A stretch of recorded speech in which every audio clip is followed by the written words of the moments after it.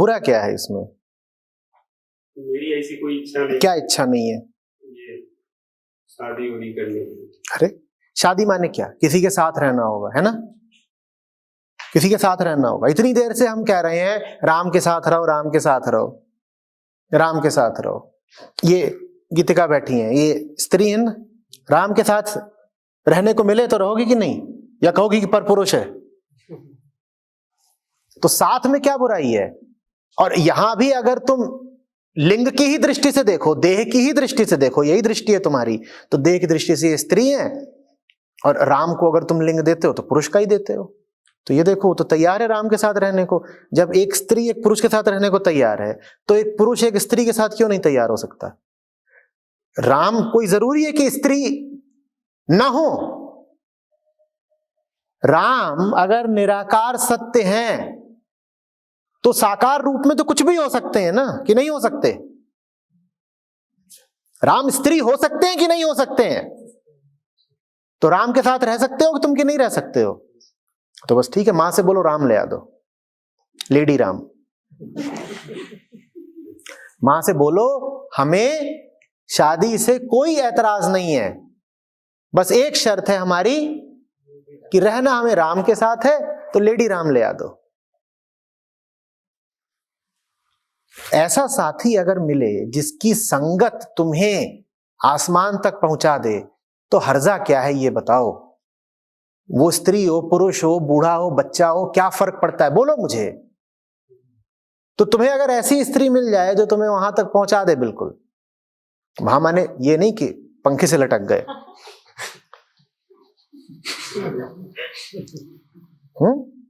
बिल्कुल आध्यात्मिक आकाश पर विराज दे तुम्हें, तो ऐसी स्त्री के साथ रहने में तुम्हें कोई समस्या है? तो मां से बोलो ऐसी ले आ दो।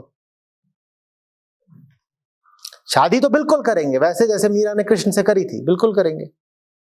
सीता ने राम से करी थी, हम भी करेंगे। राधा कृष्ण के साथ थी कि नहीं थी? थी कि नहीं थी? वो तो बिन ब्याहे ही थी। भौतिक रूप से तो राधा का पति भी कोई दूसरा ही था। भौतिक दृष्टि से देखो तो बड़ी बेमेल जोड़ी थी। राधा कृष्ण की रिश्तेदार भी थी, उम्र में भी कहते हैं कि बड़ी थी। राधा कृष्ण का कभी कोई औपचारिक विवाह भी नहीं हुआ भौतिक दृष्टि से।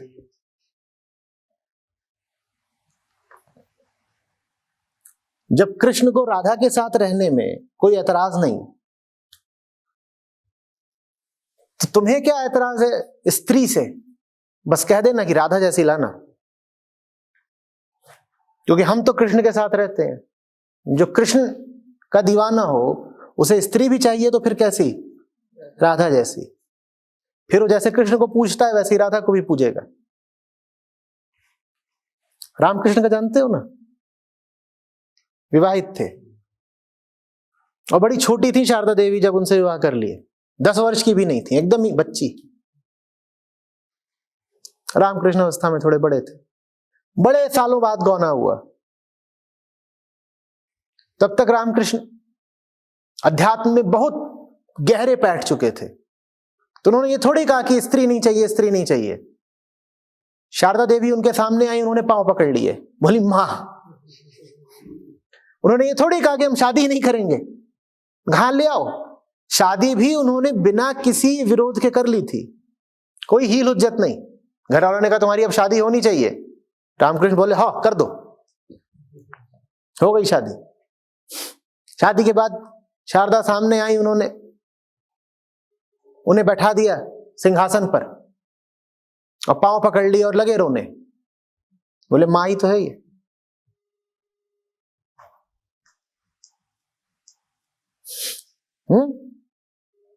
अध्यात्म शादी के खिलाफ नहीं है, अध्यात्म बर्बादी के खिलाफ है। ऐसी शादी मत करो जो बर्बाद कर दे तुम्हें। शाद शब्द सुंदर है, उर्दू भाषा से शाद माने जानते हो क्या होता है? सीधे सीधे कहें तो उत्सव। उत्सव, तुम्हारे जीवन में उत्सव खिल जाए, ऐसा अगर साथी आए तो कोई दिक्कत है क्या? आज हमने पहला सवाल ही संगति पे लिया था और हमने कहा था संगति तो चाहिए, संगति में कोई बुराई नहीं। जीवन में स्त्री आ जाए इससे कुछ नहीं हो जाएगा, तुम्हारा ब्रह्मचर्य नहीं नष्ट हो जाएगा। किस फिराक में हो, कुछ नहीं हो जाना है, बस वो स्त्री किसी मीरा जैसी हो, राधा जैसी हो, सीता जैसी हो, फिर क्या बात है। सही स्त्री को चुनो ना, सही स्त्री को ही क्यों चुनो, सही संगति चुनो। स्त्री की हो, बालक की हो, वृद्ध की हो, पुरुष की हो, पुस्तक की हो, वस्तु की हो, हर दृष्टि से सही संगति को चुनो।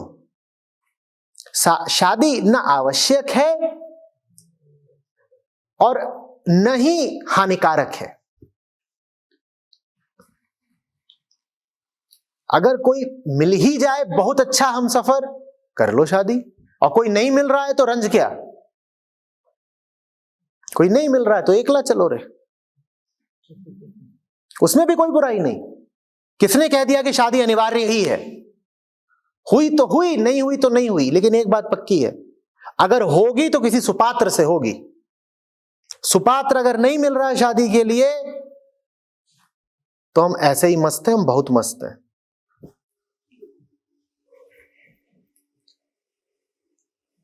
शादी नहीं गलत है, गलत शादी गलत है, और इन दोनों बातों में बहुत फर्क है, समझना। अधिकांश शादियां गलत शादियां होती हैं, इसलिए गलत होती हैं।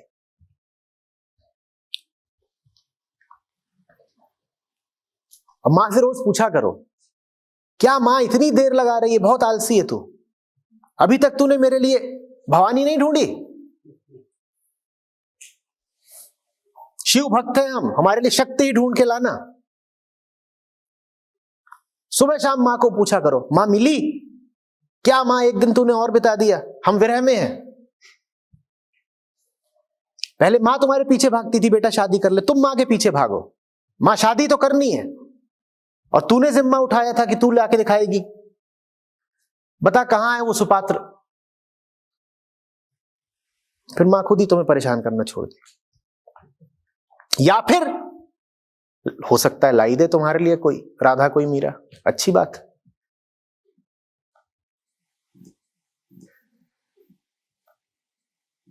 देखो जल गई बत्ती,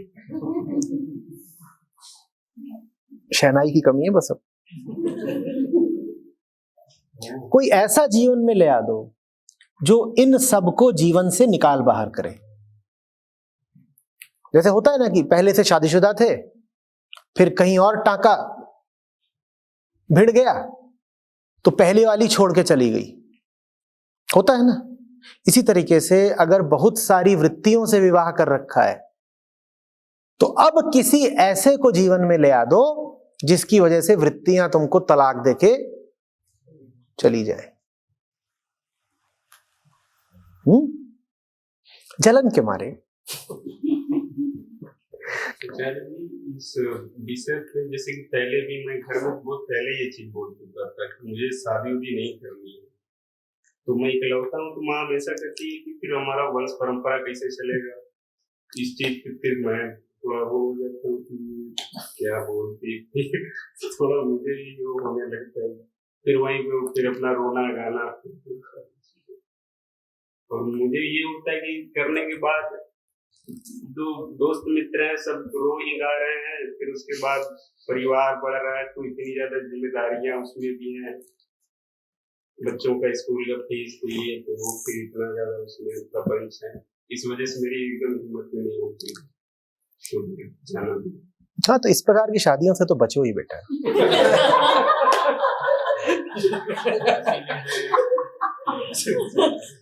ये तो तुमने जो बोला सुन के मेरी ही रूह कांप गई। इतनी मुझे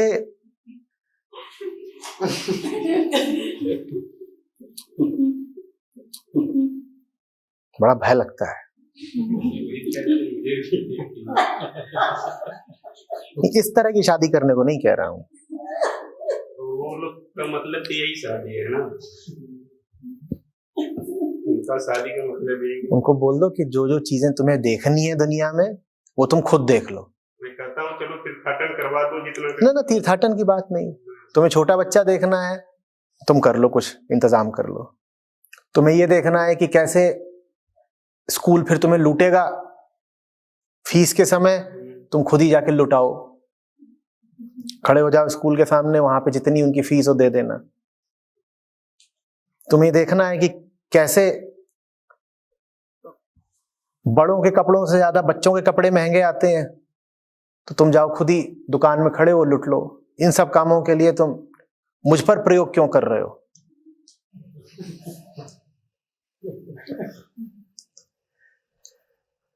पूरी दुनिया जानती है कि तुम होगे बड़े होनहार, बड़े बुद्धिमान। हो सकता है कि तुम अपने क्षेत्र के, अपने व्यवसाय के बड़े धुरंधर खिलाड़ी हो, लेकिन धुरंधर से धुरंधर, शातिर से शातिर आदमी को भी बड़े आराम से लूटा जा सकता है बच्चे के नाम पर। तुम वो हो सकते हो जो जमाने पर भारी पड़ता हो, जो पूरी दुनिया को ठग लेता हो, लेकिन प्राइमरी की टीचर तुम पे भारी पड़ेगी। उसने पेरेंट टीचर मीटिंग में बुला के जहां तुमसे कहा कि ये जो आपका आजकल कौन से नाम चल रहे हैं, नहीं मैं सोनू गोलू बोलूंगा तो वो तो पुराने हो गए, आजकल ऐसे नाम तो तुम रखते नहीं। आर्यन, ये आपका जो आर्यन है, वंश वंश, ये जो आपका वंश है, इसका डिक्शन और प्रोनाउंसिएशन जरा कमजोर है, तो उतने में तुम्हारी रूह बिल्कुल कांप जाएगी, कहीं ये क्या हो गया।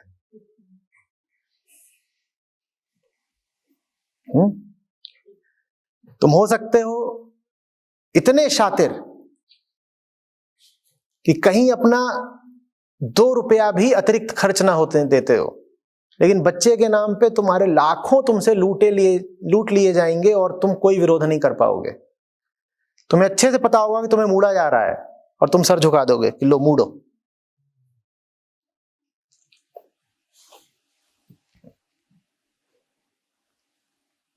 चार साल के ग्रेजुएशन की इतनी फीस नहीं होती, उससे 2 गुनी 3 गुनी फीस होती है किंडरगार्टन की। तुम्हें अच्छे से पता है तुम्हें लूटा जा रहा है, लेकिन लूटने वाला कहता है मैंने कहा था बच्चा पैदा करने को, अब पैदा किया है ना, भुगत, पेमेंट कर। ये तुम अपने पापों का हिसाब दे रहे होते हो।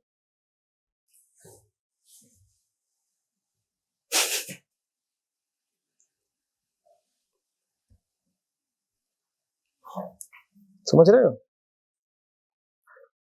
ये वाली शादी नहीं कह रहा हूं मैं, उस संगत की बात कर रहा हूं जिसमें दोनों जन मुक्ति की यात्रा में एक दूसरे के सहयोगी बने। सहयोगी न भी बन सकते हो तो कम से कम विरोधी तो ना बने कि एक बढ़ रहा है मुक्ति की ओर और दूसरा पीछे से उसकी टांग खींच रहा है।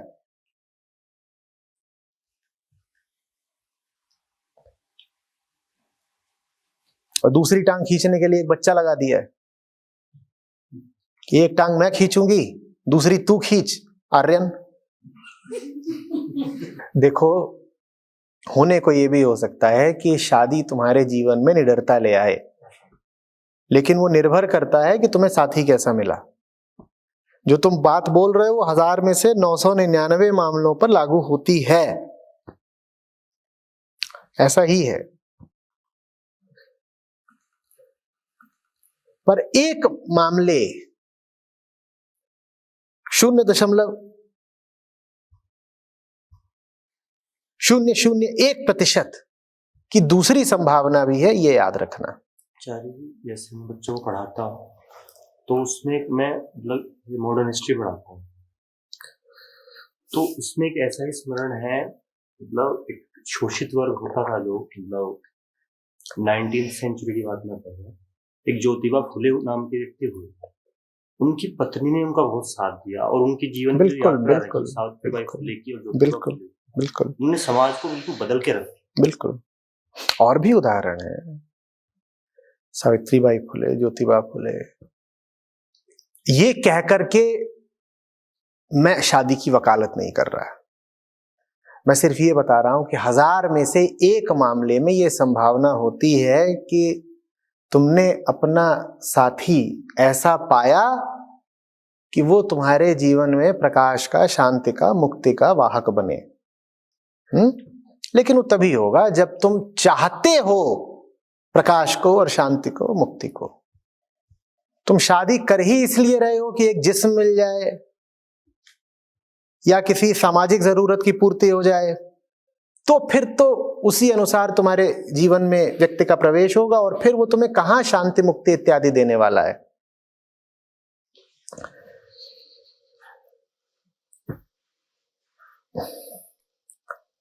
तुम्हें राम चाहिए होंगे तब ना राम मिलेंगे।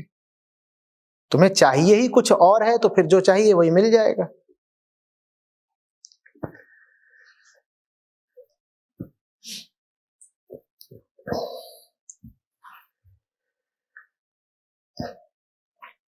देखो, शादी की इतनी बात क्यों होती है, अध्यात्म में ये मुद्दा इतना क्यों उठाया जाता है, उसकी वजह है। अध्यात्म एक तरीके से प्रकृति से तुम्हें बचाने की, छुड़ाने की कोशिश है। जीव पैदा ही होता है प्रकृति में, है ना। पैदा होते ही प्राकृतिक रूप से तुम में मैं भाव होता है, देह भाव होता है ना। और प्रकृति की लगातार कोशिश ही यही है कि शरीर बचा रहे। जीव के जीवन काल में प्रकृति नाना विधि ये कोशिश करती है कि तुम देह से ही जुड़े रहो। प्रकृति लगातार यही कोशिश कर रही है। तुम आज पैदा हुए हो, 80 साल तक चलोगे, 80 साल तक प्रकृति का एक सूत्रीय कार्यक्रम यह है कि इस बंदे में जीव भाव बना रहे। और जीव भाव क्यों बना रहे? ताकि ये प्रजाति आगे बढ़ती रहे। प्रकृति को तुम्हारे आनंद या मुक्ति से कोई सरोकार नहीं है। वो बस एक चीज चाहती है, प्रजाति आगे बढ़ती रहे। वही जो मां कहती है ना, वंश, वही प्रकृति की इच्छा है। वो मां नहीं बोल रही, वो प्रकृति बोल रही है कि वंश आगे बढ़ता रहे। तो अध्यात्म में शादी की बात इसलिए की जाती है क्योंकि प्रकृति का चुनिंदा उपाय है शादी। प्रकृति का चुनिंदा अस्त्र है वो। एक बार वो हो गई, अब तुम्हें देह भाव में लिप्त होना ही पड़ेगा। शादी है तो पत्नी आएगी, पत्नी शयन संगिनी बनेगी, रोज सोओगे उसके साथ। अब आत्मा संग आत्मा तो नहीं सो रही है ना, देह संग देह ही लिपटी पड़ी है। लो, प्रकृति की जो इच्छा थी वो हो गई पूरी। और अब आगे और कार्यक्रम चलने वाला है। प्रकृति चाहती थी कि प्रजाति आगे बढ़ती रहे, बच्चे आ जाएंगे। पत्नी जैसे ही शयन संगिनी बनेगी, उसका गर्भवती होना भी तय है, बच्चे आ गए। अब तो हो चुकी मुक्ति। सारा खेल अध्यात्म में मुक्ति का था और शादी हुई नहीं कि मुक्ति बड़ी मुश्किल हो जाती है। इसलिए अध्यात्म में विवाह को लेकर के इतनी बात होती है। मैं इस सारी बात को जानता हूं, ये सारी बात तुम्हें बताता भी हूं, लेकिन साथ ही साथ मैं ये भी कहता हूं कि अध्यात्म का मतलब अकेलापन नहीं होता है। कोई सुपात्र मिले तो संगति को ये कह के मत ठुकरा देना कि आध्यात्मिक यात्रा तो अकेले ही की जाती है। नहीं, मिल जाए कोई सच्चा हमसफर तो उसे स्वीकार कर लेना।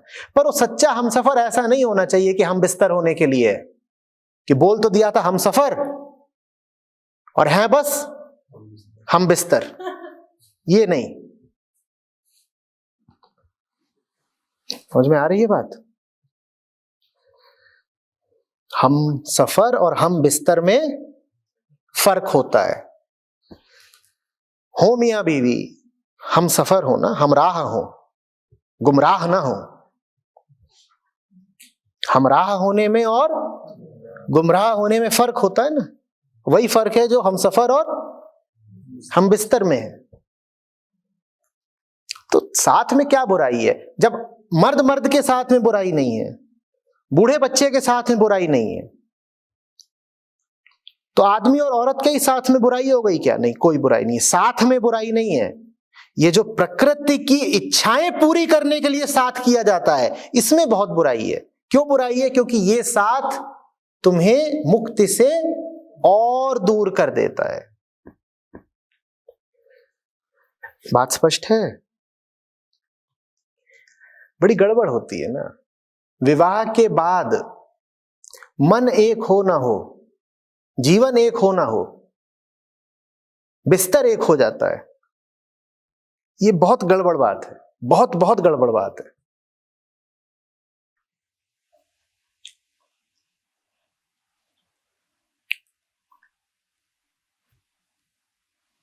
विवाह माने डबल बेड।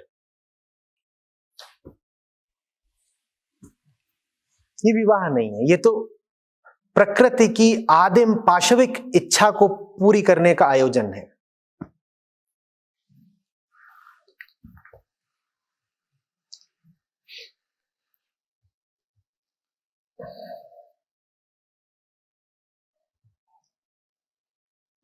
हस्बैंड वाइफ में कभी मेंटल कनेक्शन प्रॉपर ना हो, लेकिन मतलब फिजिकल होना एक नियम हो जाता है। तो ये किस तरीके से, मान लो सामने वाले को एक पर्सन को भी दिख रहा हो, तो कैसे इसे रोका जा सकता है, इससे हटा जा सकता है? डबल बेड बेच दो। पुराने घरों में ये रिवाज ही नहीं था, ये अश्लीलता मानी जाती थी। सबके कमरे अलग अलग होते थे, जो कि सभ्यता की बात है। ये तुम्हारा कमरा, ये हमारा कमरा। कभी मिलन की आस हुई, प्रेम का क्षण हुआ तो साथ आ लेंगे। नियम नहीं है कि अगल बगल ही लेटना है। ये रीत हिंदुस्तान में कभी नहीं रही कि मियां बीवी अगल बगल ही लेटेंगे, कभी नहीं। ये नई नई शुरू हुई है। फिर मिलन होगा ही तभी जब कोई खास सुंदर अनुकूल स्थिति बनेगी। जैसे कि माह में पूर्णिमा खिली हो, रोज नहीं खिलती ना, हाँ, तो बस पूर्णिमा को मिलन हो जाएगा। ये नहीं कि दिन भर एक दूसरे का गला पकड़े हुए थे और रात में जाके एक रजाई में घुस गए। कुछ दिनों के बाद बड़ी बेशर्मी छा जाती है, ऑड लगना बंद हो जाता है। और लगना इसलिए बंद हो जाता है क्योंकि वो चीज हम तोड़ नहीं रहे। लेकिन अगर हम तोड़ेंगे तो सब अगेंस्ट हो जाता है। अब तुम देख लो, यहां पे आके आचार्य जी पीछे हट जाते हैं कि तुम्हारा घर तुम जानो।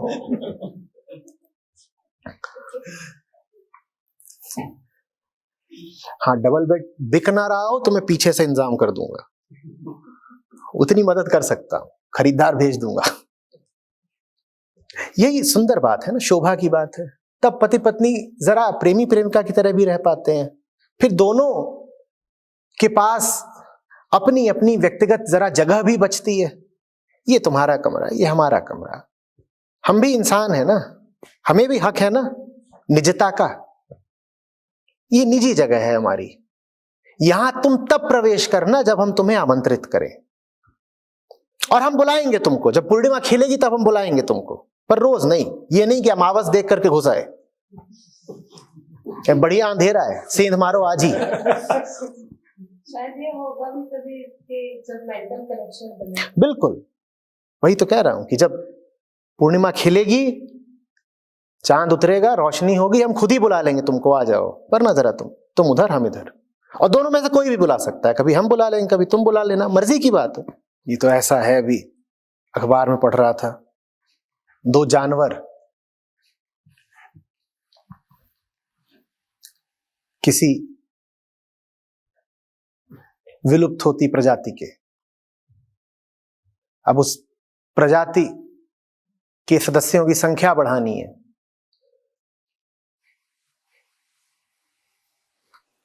तो नर और मादा को एक ही पिंजड़े में डाल के छोड़ दिया गया। कहा गया कि इनको बाहर ही नहीं जाने देंगे, इकट्ठे ही रहो। बड़ा जरूरी है प्रजाति का बढ़ना। चिड़ियाघरों में ऐसा ही होता है। ये हमारे घर नहीं है, चिड़ियाघर है। यहां प्रजाति के संवर्धन के लिए मियां बीवी को एक कमरे में बंद कर दिया जाता है। अब कमरे का दरवाजा बाहर से बंद किया गया हो या भीतर से बंद किया गया हो, बंद तो बंद है ना। चिड़ियाघर में दरवाजा कहां से बंद करते हैं? बाहर से। और घरों में शयन कक्ष किधर से बंद होता है? बंद तो बंद है, और बंद एक ही खातिर किया गया है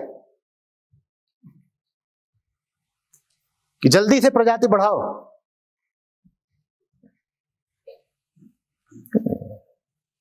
ये कुछ शोभा नहीं देता।